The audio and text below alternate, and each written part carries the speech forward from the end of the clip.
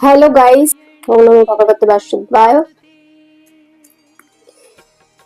প্রত্যেক দিনে যে কালেকটিভ রিডিং আসে, সেই রিডিংটা কিন্তু প্রত্যেক মিনিটে প্রত্যেক সেকেন্ডে চেঞ্জ হয়। তোমরা ভাববে হয়তো একদিন এতবার কেন রিডিং হয়। আমার আরো যে চ্যানেলে আছে এবং কিছু জনের থার্ড পার্টি আছে, তারা আমার চ্যানেল দেখে, তাদেরও সাজেশন অফকোর্স মিলবে। তারা যদি আমার সাজেশনটা নিয়ে ভালো হয়, হতে পারে, সেটা আমার জন্য, কারণ আমি এসেছি রাস্তা দেখাতে।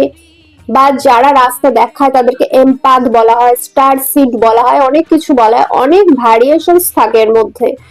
তো সেইটা নিয়ে ডিসকাশন আমার বড় চ্যানেলগুলোতে থাকে এবং বড় ভিডিওগুলো দেখলে তোমরা সেটা বুঝতে পারবে। অফকোর্স প্রত্যেকটা ফ্যামিলিতে কিছু না কিছু প্রবলেম থাকে, তা বলে কার্ডের রিডিং এর সঙ্গে সেটা যে মিলে যাবে বা সেই জিনিসটা যতক্ষণে হিউজ হচ্ছে, যেমন কাকাদের, বাবাদের, জেঠুদের সবাইকে দেখে আমরা শিখি, ছোটরা শিখি বা ছোট থেকে বড় বলি, তা বলে তো এটা নয় যে আমরা তখন জ্ঞানী হয়ে যাচ্ছি। হ্যাঁ, তাদের থেকে এক্সট্রা যখন আমরা কিছু করছি আর নতুন কিছু করছি, তখন সেটা থেকে জ্ঞানী হচ্ছি। অফকোর্স সেটা সবার থেকেই শেখার আছে, ছোট থেকে হোক, বড় থেকে হোক, যার থেকে হোক।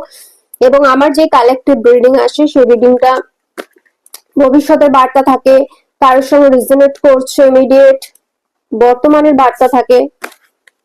বড় ভিডিওগুলো তোমরা দেখতে চাও না, দেখতে যদি দেখো মন দিয়ে, তাহলে এখনো চিটিং এর কার্ড আসছে। মানে কেউ তোমার টেস্ট করে দেখছে, বিভিন্ন রকম বুঝুং ভাজুং এ দিয়ে কি তুমি, মানে হয় না, অনেকে বলে যে ও বাবা যতক্ষণ থাকলে ততক্ষণ মূল্য নেই, একটা মানুষের ফ্রেন্ডশিপ সেটারও মূল্য দেয়। কোনো জায়গা থেকে তুমি বেশি এক্সপেকটেশন রাখতে পারোই না, কোনোদিনই রাখা উচিত নয়। কিন্তু সেই ফ্রেন্ডশিপটা তড়ছে, মরছে, ভাঙছে, আবার তারপরে তারপরে আবার সেটাকে জোড়ার চেষ্টা। ভাই, ভাঙার চেষ্টা কেন সেটা আগে বলবো। আর সর্বপ্রথম বলবো, ভগবানের নামটা ঠিক করে স্পেলিং করতে। Batuk Bhairav, it is called Batuk Bhairav, not Batuk Bhairav, Batak Bhairav, Batuk, it is called only Batuk. तुम लोग, আমার হিন্দি হয়তো চলে আসতে পারে। भाई रब, कोई बोल रहा है भाई, भाई को भाई बोलते हैं, भाई रब नहीं, भाई भैरव।